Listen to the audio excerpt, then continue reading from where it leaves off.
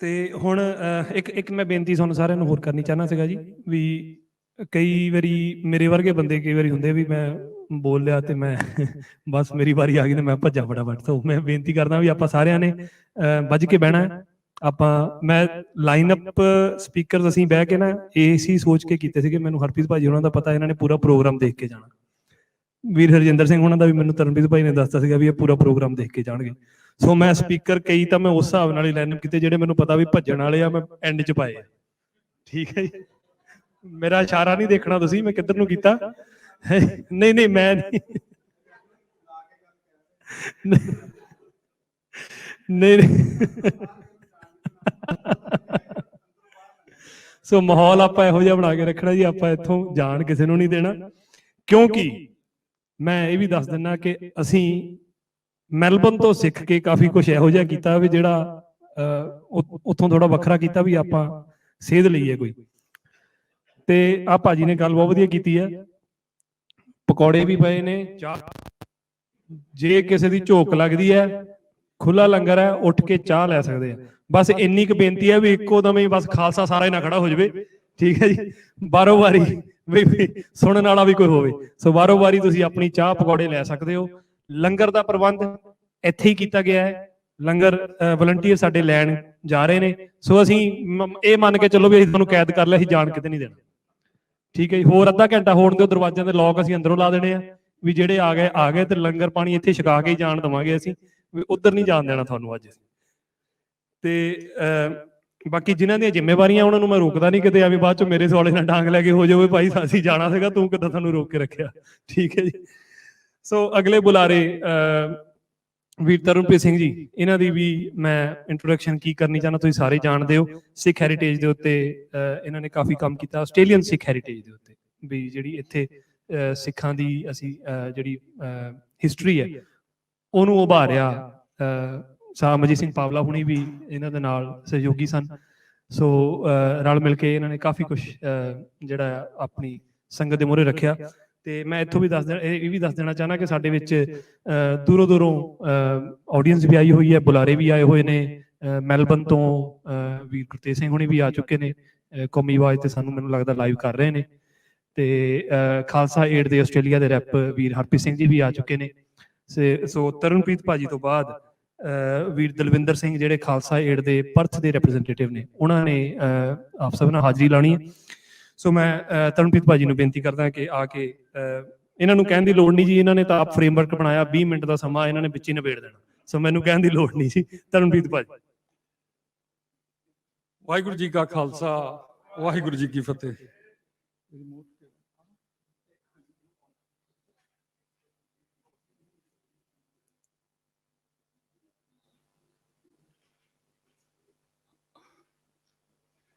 ਹਾਂਜੀ, ਮੇਰਾ ਰੁਝਾਨ ਹਿਸਟਰੀ ਵੱਲ ਨਹੀਂ ਸੀਗਾ, ਮੇਰੀ ਕੋਈ ਐਕਸਪਰਟੀਜ਼। ਅੱਜ ਤੋਂ ਤਕਰੀਬਨ 10 ਸਾਲ ਪਹਿਲੇ ਮੈਨੂੰ ਗੁਰਦੁਆਰਾ ਸਾਹਿਬ ਕੈਨਿੰਗਵੇਲ 'ਚ ਇੱਕ ਬਰਾਸ ਦੀ, ਪਿੱਤਲ ਦੀ ਕਰੀਬ 10 ਕਿਲੋ ਦੀ ਪਲੇਟ ਲੱਭੀ ਸੀ। ਤੇ ਉਹ ਪਲੇਟ ਤੋਂ ਪਤਾ ਲੱਗਾ ਜਿਹੜੇ ਬਜ਼ੁਰਗਾਂ ਤੋਂ, ਜਿਹੜੇ ਇੱਥੇ ਆਸਟ੍ਰੇਲੀਆ ਰਹਿ ਰਹੇ ਨੇ ਪਰਥ 'ਚ ਕਈ ਸਾਲਾਂ ਤੋਂ, ਕਿ ਇੱਥੇ ਸਾਡੇ ਕੋਲ ਇੱਕ ਥਾਂ ਹੈਗੀ ਹੈ, ਉੱਥੇ ਸਿੱਖਾਂ ਦੀ ਹਿਸਟਰੀ ਸੀਗੀ ਔਰ ਇਸ ਤਰ੍ਹਾਂ ਕਰਕੇ ਹੈਗੀ ਹੈ। ਮੈਨੂੰ ਫਿਰ ਇੰਟਰਸਟ ਹੋ ਗਿਆ ਤੇ ਫਿਰ ਮੈਂ ਜਾ ਕੇ ਜਿਹੜੇ ਬਜ਼ੁਰਗ ਸੀਗੇ ਉਹਨਾਂ ਨਾਲ ਲੱਭੀ ਉਹ ਥਾਂ। ਫਿਰ ਉਹ ਲੱਭ ਗਈ, ਰਿਵਰਟਨ ਵਿੱਚ ਸੀਗੀ ਤੇ ਉੱਥੇ ਕਰਕੇ ਕਰੀਬ 10-12 ਉੱਥੋਂ ਫਿਰ ਇੰਟਰਸਟ ਪੈਦਾ ਹੋ ਗਿਆ ਕਿ ਕੀ ਸਿੱਖ ਕਦੋਂ ਆਏ, ਕਿਸ ਤਰ੍ਹਾਂ। ਫਿਰ ਉੱਥੋਂ ਪਤਾ ਲੱਗਾ ਇੱਕ ਸੀਗੇ ਮਿਸਟਰ ਜੌਨ ਪਾਰਕਰ, ਜਿਨ੍ਹਾਂ ਨੇ ਕਿ ਕਾਫੀ ਸਿੱਖਾਂ ਦੀ ਹਿਸਟਰੀ ਲੱਭੀ ਸੀਗੀ ਔਰ ਉਹਨਾਂ ਨੇ ਸਿੱਖ ਐਸੋਸੀਏਸ਼ਨ ਨੂੰ ਕਰੀਬ 40-50 ਸਾਲ ਪਹਿਲੇ ਹੈਲਪ ਕੀਤੀ ਕਿ ਇਸ ਤਰ੍ਹਾਂ ਕਰਕੇ। ਫਿਰ 30 ਸਾਲ ਪਹਿਲੇ ਜਿਹੜੇ ਉਦੋਂ ਮੋਢੀ ਸੀਗੇ ਸਮਰਾ ਸਾਹਿਬ ਹੈਗੇ ਆ ਉੱਥੇ, ਉਸ ਟਾਈਮ ਉਹਨਾਂ ਨੇ ਫਿਰ ਇਸ ਨੂੰ ਇੱਕ ਫਾਰਮਲ ਬਣਾ ਕੇ ਉਸ ਨੂੰ ਰਿਕੋਗਨੀਸ਼ਨ ਦਵਾਈ ਉਸ ਥਾਂ ਨੂੰ, ਔਰ ਉੱਥੇ ਇੱਕ ਇਵੈਂਟ ਵੀ ਕੀਤਾ। ਉਸ ਤੋਂ ਬਾਅਦ ਫਿਰ ਜੋ ਵੀ ਹਿਸਟਰੀ ਰਹੀ ਹੋਏਗੀ, ਫਿਰ 10 ਸਾਲ ਪਹਿਲੇ ਤੋਂ ਫਿਰ ਇਹ ਕੰਮ ਸ਼ੁਰੂ ਹੋ ਗਿਆ। ਫਿਰ ਅਸੀਂ ਇਕੱਠੇ ਹੋਣ ਲੱਗ ਪਏ ਸਾਲ ਦੇ ਇੱਕ ਦਿਨ। ਉਸੇ ਰਿਸਰਚ ਚੋਂ ਮੈਨੂੰ 2 ਸ਼ਖਸੀਅਤਾਂ ਮਿਲੀਆਂ ਜਿਨ੍ਹਾਂ ਦਾ ਮੈਂ ਸਿਰਫ ਸ਼ੇਅਰ ਕਰਾਂਗਾ, ਬਾਕੀ ਜਿਹੜੀ ਹਿਸਟਰੀ ਹੈਗੀ ਹੈ ਉਹ ਵੱਖਰੀ ਹੈ। ਤੇ ਜਿਸ ਤਰ੍ਹਾਂ ਵੀਰ ਹਰਪ੍ਰੀਤ ਸਿੰਘ ਹੋਰਾਂ ਨੇ ਵੀ ਸਿੱਖ ਆਈਡੈਂਟੀਟੀ ਦੀ ਗੱਲ ਕੀਤੀ ਕਿ ਅੰਦਰਲਾ ਬਾਹਰਲਾ ਕਨਸੈਪਟ, ਅਸੀਂ ਕਾਸਮੈਟਿਕ ਸਿੱਖ ਮੇਰੇ ਵਰਗੇ ਬੜੇ ਤੁਰੇ ਫਿਰਦੇ ਆ, ਉਹਨਾਂ ਦੀ ਗੱਲ ਨਹੀਂ ਹੈ। ਮੈਂ ਅੱਜ ਪ੍ਰੈਜ਼ੈਂਟੇਸ਼ਨ ਦਵਾਂਗਾ ਕਿ ਜਿਹੜੇ ਇੱਥੇ ਆਏ ਸੀਗੇ ਉਹ ਕਿਸ ਤਰ੍ਹਾਂ ਦੇ ਸੀਗੇ ਔਰ ਉਹਨਾਂ ਨੇ ਕਿਹੜੇ ਕੰਮ ਕੀਤੇ, ਉਹਨਾਂ ਤੋਂ ਅਸੀਂ ਐਗਜ਼ਾਮਪਲ ਲੈ ਕੇ ਅਸੀਂ ਅੱਗੇ ਚੱਲਣਾ ਹੈ। ਜਿੱਦਾਂ ਵੈਲਿਊ ਹਿਸਟਰੀ ਦੀ ਬੜੀ ਇੰਪੋਰਟੈਂਟ ਹੈ, ਦ ਸਟੱਡੀ ਆਫ ਦ ਪਾਸਟ, ਕਿ ਉਹਨਾਂ ਦੀ ਪੁਰਾਣੀ ਗੱਲਾਂ ਦੱਸਣੀਆਂ, ਉਹਨਾਂ ਦੀ ਸਟੋਰੀ ਦੱਸਣੀਆਂ, ਉਹਨਾਂ ਨੂੰ ਅੱਗੇ ਸ਼ੇਅਰ ਕਰਨਾ, ਤਾਂ ਕਿ ਸਾਨੂੰ ਆਪ ਪਤਾ ਲੱਗਦਾ ਹੈ ਕਿ ਰਾਹ ਅਸੀਂ ਕਿਹੜੇ ਪਾਸੇ ਤੁਰਨਾ ਹੈ, ਕਿ ਕਿਹੜੇ ਜਿਹੜੇ ਚੰਗੇ ਇਸ ਤਰ੍ਹਾਂ ਦੇ ਪ੍ਰੋਜੈਕਟ ਕੀਤੇ ਜਾ ਸਕਦੇ, ਅਸੀਂ ਉਹਨਾਂ ਨੂੰ ਵੈਲਿਊ ਐਡੀਸ਼ਨ ਕਿਸ ਤਰ੍ਹਾਂ ਕਰ ਸਕਦੇ ਹਾਂ, ਉਹਨਾਂ ਨੂੰ ਰੀਡਿਫਾਈਨ ਕਿਸ ਤਰ੍ਹਾਂ ਕਰ ਸਕਦੇ ਹਾਂ, ਉਹਦੇ ਬਾਰੇ ਮੈਂ ਆਪਣਾ ਸ਼ੇਅਰ ਕਰਾਂਗਾ। ਜਿੰਨੀ ਕਿ ਆਪਣੀ ਆਈਡੈਂਟੀਟੀ ਹੈਗੀ ਹੈ, ਜਿਹੜੀ ਕਾਸਮੈਟਿਕ ਆਈਡੈਂਟੀਟੀ ਹੈ, ਉਹਨਾਂ ਵਿੱਚੋਂ ਮੈਂ ਦੋ ਐਗਜ਼ਾਮਪਲ ਚੂਜ਼ ਕਰਾਂਗਾ, ਇੱਕ ਤੇ ਸਰਦਾਰ ਮੱਸਾ ਸਿੰਘ ਔਰ ਇੱਕ ਸਰਦਾਰ ਮਨਮੋਹਨ ਸਿੰਘ। ਮੱਸਾ ਸਿੰਘ ਜੀ ਇੱਥੇ ਟਰਾਂਸਪੋਰਟ ਇੰਡਸਟਰੀ 'ਚ ਆਏ ਸੀਗੇ, ਉਦੋਂ ਊਂਠਾਂ ਦਾ ਕੰਮ ਹੁੰਦਾ ਸੀ, ਤਾਂ ਕੈਮਲੀਅਰ ਸੀਗੇ, ਔਰ ਨਾਲ ਨਾਲ ਉਹ ਰੈਸਲਿੰਗ ਵੀ ਕਰਦੇ ਸੀ, ਜਿਸ ਦਾ ਟਾਈਮ ਪਾਸ ਵੀਕਐਂਡ ਤੇ ਕੋਈ ਜਿਸ ਤਰ੍ਹਾਂ ਅਸੀਂ ਗੇਮਸ ਕਰ ਰਹੇ ਹਾਂ, ਇਸ ਤਰ੍ਹਾਂ ਕਰਕੇ ਉਹ ਉਹਦੇ 'ਚ ਵੀ ਇਨਵੋਲਵ ਸੀ। ਪਲੱਸ ਜਿਸ ਤਰ੍ਹਾਂ ਕਿ ਉਹ ਜਿਹੜੀ ਜ਼ਮੀਨ ਹੈ ਰਿਵਰਟਨ ਜਿਹੜੀ ਅਲਾਟ ਹੋਈ ਸੀ ਸਿੱਖਾਂ ਨੂੰ, ਉਹ ਉਹਨਾਂ ਦੇ ਨਾਂ ਤੇ ਔਰ ਇੱਕ ਭੋਲਾ ਸਿੰਘ, ਦੋ ਬੰਨਿਆਂ ਦੇ ਨਾਂ ਤੇ, ਤਾਂ ਉਦੋਂ ਅਸਿਊਮ ਕੀਤਾ ਜਾਂਦਾ ਹੈ ਕਿ ਹੋ ਸਕਦਾ ਹੈ ਕਿ ਉਹ ਜਿਹੜੀ ਉਦੋਂ ਦੀ ਜਥੇਬੰਦੀ ਹੋਏਗੀ ਉਸ ਟਾਈਮ ਦੀ, ਉਹਦੇ ਉਹ ਮੋਤਬਰ ਹੋਣਗੇ, ਲੀਡਰ ਹੋਣਗੇ। ਤੇ ਸਰਦਾਰ ਮਨਮੋਹਨ ਸਿੰਘ ਇਹ ਵੈਸਟਰਨ ਆਸਟ੍ਰੇਲੀਆ ਦੀ ਧਰਤੀ ਤੇ ਸੈਕੰਡ ਵਰਲਡ ਵਾਰ 'ਚ ਕਦੀ 15-20 ਮਿੰਟ ਅੱਧਾ ਘੰਟਾ ਲੜਾਈ ਹੋਈ ਸੀ। ਇਹ 'ਚ 22 ਜਹਾਜ਼ 에ਅਰੋਪਲੇਨ ਡਿਸਟਰੋਏ ਹੋਏ ਸੀ, ਤਕਰੀਬਨ 100 ਬੰਦਾ ਹਲਾਕ ਹੋਇਆ ਸੀ। ਇਹ ਹੋਈ ਸੀ ਬਰੂਮ। ਉੱਥੋਂ ਜਿਹੜੀ ਸੈਕੰਡ ਵਰਲਡ ਵਾਰ 'ਚ ਇਹ ਜਿਹੜੀ ਬ੍ਰਿਟਿਸ਼ ਫੋਰਸਸ ਸੀਗੀਆਂ ਇਹ ਹਾਰ ਰਹੀਆਂ ਸੀ, ਤੇ ਸਿੰਗਾਪੁਰ ਤੋਂ ਸਾਰੀ ਸਕੁਆਡਰਨ ਭੱਜ ਕੇ ਇੱਥੋਂ 3000 ਕਿਲੋਮੀਟਰ ਬਰੂਮ ਹੈਗਾ ਨਾਰਥ, ਉੱਥੇ ਆ ਕੇ ਲੁਕੀਆਂ। ਉਹ ਜਾਪਾਨੀ ਐਨਮੀ ਸੀਗੇ, ਉਹਨਾਂ ਨੂੰ ਪਤਾ ਸੀ ਇਹ ਕਿੱਧਰ ਜਾ ਸਕਦੇ, ਤੇ ਉਹਨਾਂ ਨੇ ਕਵਰ ਪਹਿਲੇ ਕੀਤਾ ਸੀ। ਜਿਸ ਤਰ੍ਹਾਂ ਉਹ ਪਲੇਨ ਲੈਂਡ ਕਰੀ ਗਏ, ਉਹ ਇੱਕ ਇੱਕ ਕਰਕੇ ਮਾਰੀ ਗਏ। ਸੋ ਉਹ 'ਚ ਸ਼ਹੀਦ ਹੋਏ ਸੀ। ਸ਼ਹੀਦ ਤੇ ਬਹੁਤ ਹੋਏਗੇ, ਲੇਕਿਨ ਮਨਮੋਹਨ ਸਿੰਘ ਨੂੰ ਮੈਂ ਕਿਉਂ ਚੂਜ਼ ਕੀਤਾ, ਇਹ ਮੈਂ ਆਪ ਨਾਲ ਸਾਂਝਾ ਕਰਾਂਗਾ। ਮੱਸਾ ਸਿੰਘ ਜੀ ਇਹ ਤਕਰੀਬਨ 40 ਸਾਲ ਆਸਟ੍ਰੇਲੀਆ 'ਚ ਰਹੇ, 1896 'ਚ ਆਏ ਸੀ, 1936 'ਚ ਲਾਸਟ ਜਿਹੜਾ ਹੈ ਵਾਪਸ ਗਏ। ਉਦੋਂ ਇਹ ਨਾ ਕੋਈ ਪਰਮਾਨੈਂਟ ਰੈਜ਼ੀਡੈਂਟ ਸੀਗੇ, ਨਾ ਸਿਟੀਜ਼ਨ ਸੀਗੇ, ਤੇ ਇਹ ਜਦੋਂ ਵਾਪਸ ਜਾਂਦੇ ਹੁੰਦੇ ਸੀ, ਇਹਨਾਂ ਨੂੰ ਪਰਮਿਸ਼ਨ ਲੈਣੀ ਪੈਂਦੀ ਸੀ ਕਿ ਦੁਬਾਰਾ ਆ ਸਕਣ।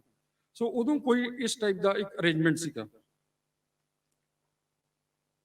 ਤੇ ਦੂਜੇ ਹੈਗੇ ਮਨਮੋਹਨ ਸਿੰਘ। ਹੁਣ ਮਨਮੋਹਨ ਸਿੰਘ ਆਸਟ੍ਰੇਲੀਆ 'ਚ ਘੰਟਾ ਵੀ ਨਹੀਂ ਰਹੇ, ਇਹ ਜਿਸ ਤਰ੍ਹਾਂ ਹੀ ਉਤਰੇ ਉਤਰਾ ਹੀ ਕਿਲਡ ਇਨ ਐਕਸ਼ਨ, ਇਹਨਾਂ ਤੇ ਹਮਲਾ ਹੋ ਗਿਆ ਔਰ ਉਹਨਾਂ ਦੀ ਡੈਥ ਹੋ ਗਈ।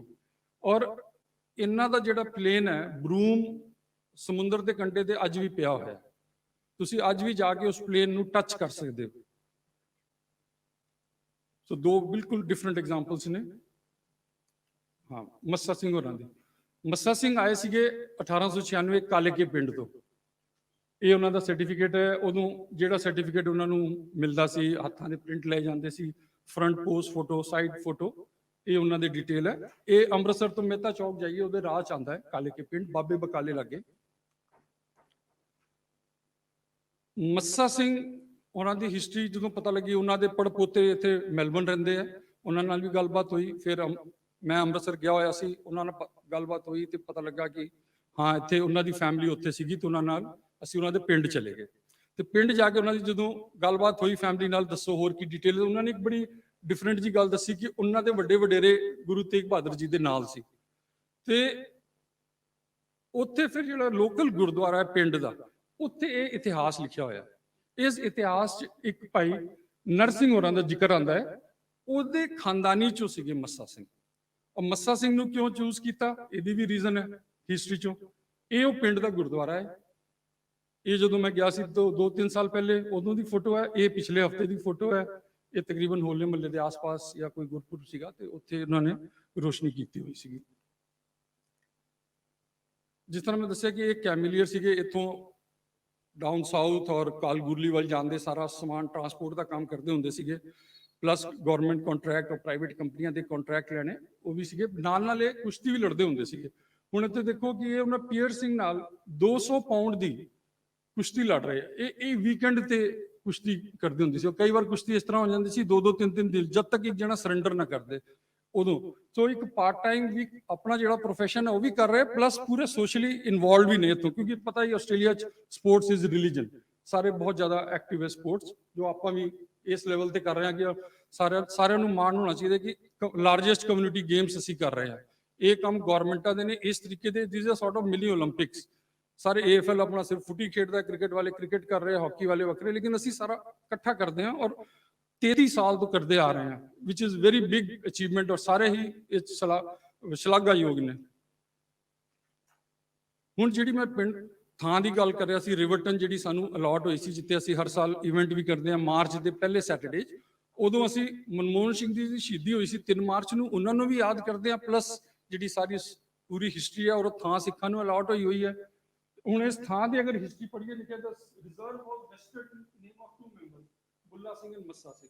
ਹੁਣ ਇਹ ਮੱਸਾ ਸਿੰਘ, ਜਿਸ ਤਰ੍ਹਾਂ ਆਪਨੇ ਪਿੱਛੇ ਫੋਟੋ 'ਚ ਵੀ ਦੇਖਿਆ, ਹੁਣ ਇਹ ਰੈਸਲਿੰਗ ਕਰਦੇ ਪਏ ਨੇ 1900 'ਚ। ਹੁਣ 1900 'ਚ ਰੈਸਲਿੰਗ ਕਰ ਰਹੇ ਨੇ ਪੂਰੇ ਸਾਬਤ ਸੂਰਤ ਜੂੜੇ ਦੇ ਨਾਲ। ਅੱਜ ਤੁਹਾਨੂੰ ਸ਼ਾਇਦ ਹੀ ਕੋਈ ਰੈਸਲਰ ਮਿਲੇਗਾ ਜਾਂ ਕਬੱਡੀ ਦੇ ਹੀ ਪਲੇਅਰ ਮਿਲਣਗੇ ਜਿਹੜੇ ਸਾਬਤ ਸੂਰਤ ਹੋਣਗੇ। ਸੋ ਜੇ ਇਸ ਆਇਡੈਂਟੀਟੀ ਦੀ ਗੱਲ ਕਰ ਰਹੇ ਸੀ ਵੀਰ ਜੀ, ਇਨਰ ਐਂਡ ਆਊਟਰ, ਉਹ ਇੱਥੇ ਲੋਕ ਇਹਨਾਂ ਨੇ ਪ੍ਰੂਵ ਕੀਤੀ ਹੈ। ਉਹ ਆਪਣਾ ਬਿਜ਼ਨਸ ਵੀ ਕਰ ਰਹੇ ਨੇ, ਸੋਸ਼ਲੀ ਵੀ ਐਕਟਿਵ ਨੇ, ਸਪੋਰਟਸ ਵੀ ਖੇਡ ਰਹੇ ਨੇ, ਔਰ ਸਪੋਰਟਸ ਐਸਾ ਖੇਡ ਰਹੇ ਜਿਹੜਾ ਫਿਜ਼ੀਕਲ ਸਪੋਰਟ ਹੈ। ਇੱਕ ਦੂਜੇ ਨੂੰ ਗੁੱਥਾ ਗੁੱਥੀ ਹੋਣਾ ਹੈ, ਮਿੱਟੀ 'ਚ ਜਾਣਾ ਹੈ, ਮੈਟਰਸ ਤੇ ਡਿੱਗਣਾ ਹੈ, ਚੁੱਕ ਚੁੱਕ ਮਾਰਨਾ ਇੱਕ ਦੂਜੇ ਨੂੰ, ਉਹ ਬਿਲਕੁਲ ਫਿਜ਼ੀਕਲ ਗੇਮ 'ਚ ਨੇ ਔਰ ਸਾਬਤ ਸੂਰਤ ਨੇ। ਅਗੇਨ ਇਹ ਕਿੱਥੋਂ ਆਂਦੀ ਹੈ? ਜਿਹੜੀ ਸੇਧ ਮਿਲਦੀ ਪਈ ਹੈ ਇਹਨਾਂ ਦੇ ਵੱਡੇ ਵਡੇਰਿਆਂ ਦਾ, ਜਿਨ੍ਹਾਂ ਕੀ ਗੁਰੂ ਤੇਗ ਬਹਾਦਰ ਜੀ ਨਾਲ ਕਨੈਕਸ਼ਨ ਸੀਗਾ।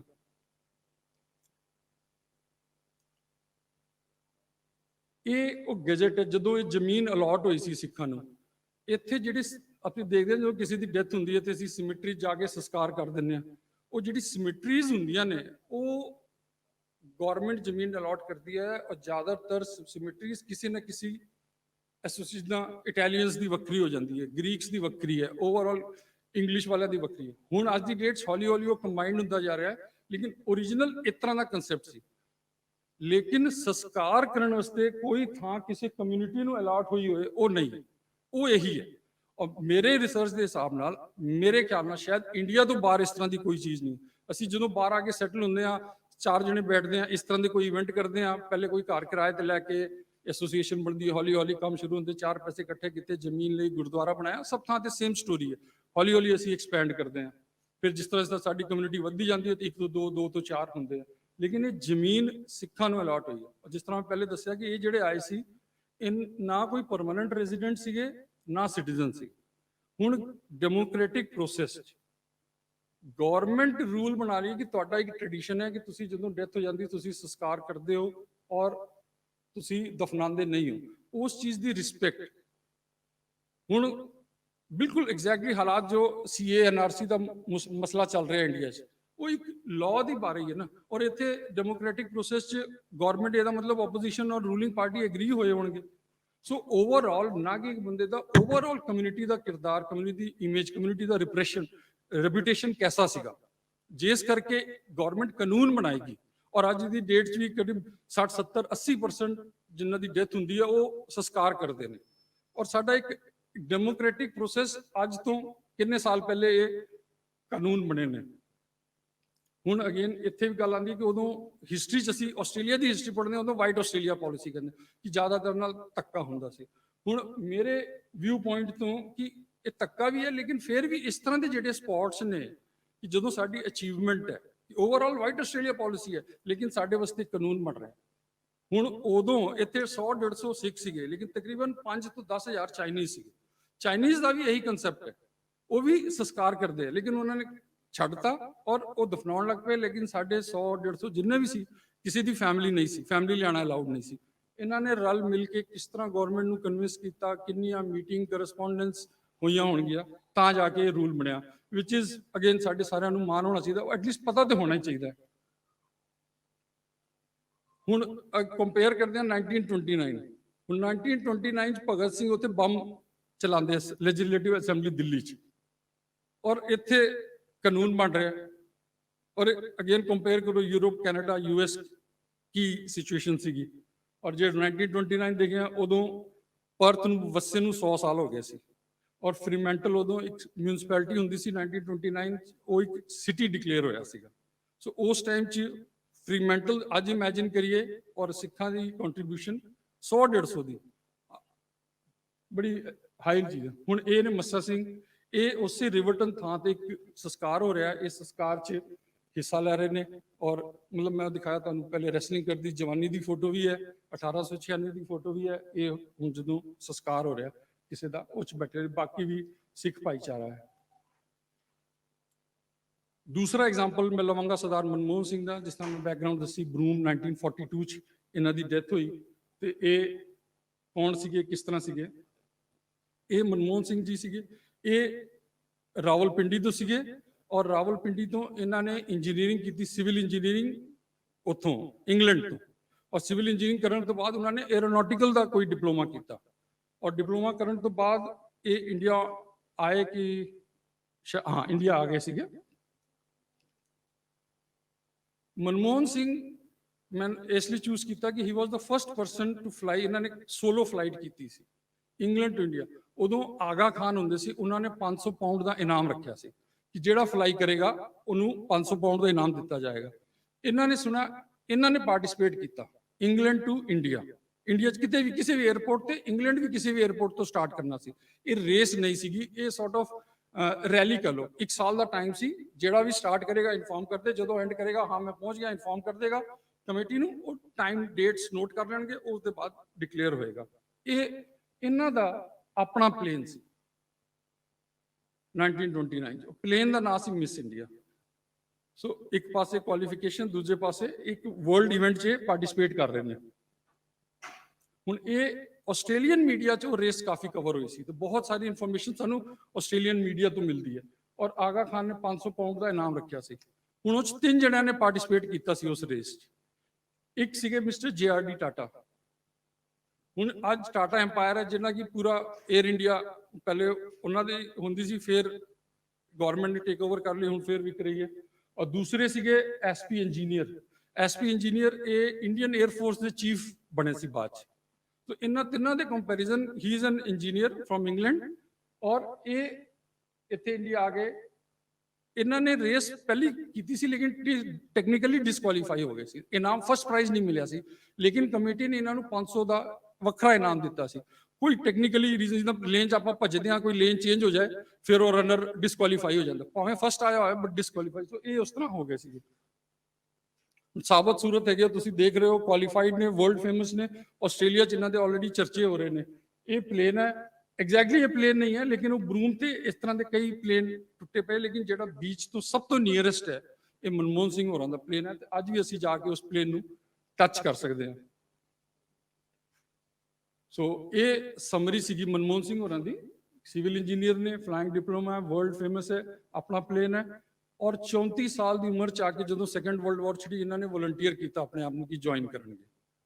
हुण 34 साल की एज देखो, जेडे भी कोई अमीर होंगे है उन्होंने बच्चे जाते हैं डिफेंस, बहुत घट। सिखा के अलावा बाकी तुम देखोगे तो बिग नो नहीं होंगे। सो ये 4 क्वालिटीज़ करके मैं सिख आइडेंटिटी के उत्ते जी आस्ट्रेलिया की हिस्टरी नाल रिलेटेड है, ये मैं 2 गल्लां शेयर कीतियां। तीसरा, ये आस्ट्रेलियन नहीं ने, लेकिन एक ऐसा सिख है जिन्हें ना पग बनी, ना वो नाम सिंह सीगा, ना कभी गुरुद्वारे जाता सी, ना Punjabi. This is very different. So ये मैं अपना शेयर करांगा। साडे सिख चो मेरे आइकॉन नहीं है, लेकिन रिसर्च है। एक कॉन्टिनेंट पिंड है हाइडन, आपने देखा होगा, जिथे वेव रॉक है। ये पिंड है, वेव रॉक ईजिली आइडेंटिफाई है, 250 किलोमीटर है। इतने आप गए हुए हैं, सारे गए होंगे। ये सीगे मिस्टर, इन्हों का नाम सी बर्ड साइक्स, एक जर्नलिस्ट सीगे। जर्नलिस्ट इन्हों का पेन नेम सीगा सिख। सो है West Australian Sikh, but Sikh भी नहीं है। अगेन ये आइडेंटिटी की एक डिफरेंट एंगल तो आप गल कर सकते हैं। एक गली पुलिस लड़े सी, और फिर जो रिटायर हो गए, छड़ के आए, तो पेपर च आर्टिकल्स लिखण लग पे, लेकिन आर्टिकल लिखते थे सिख, सिख के नाम तो आर्टिकल आता सी पेपर च।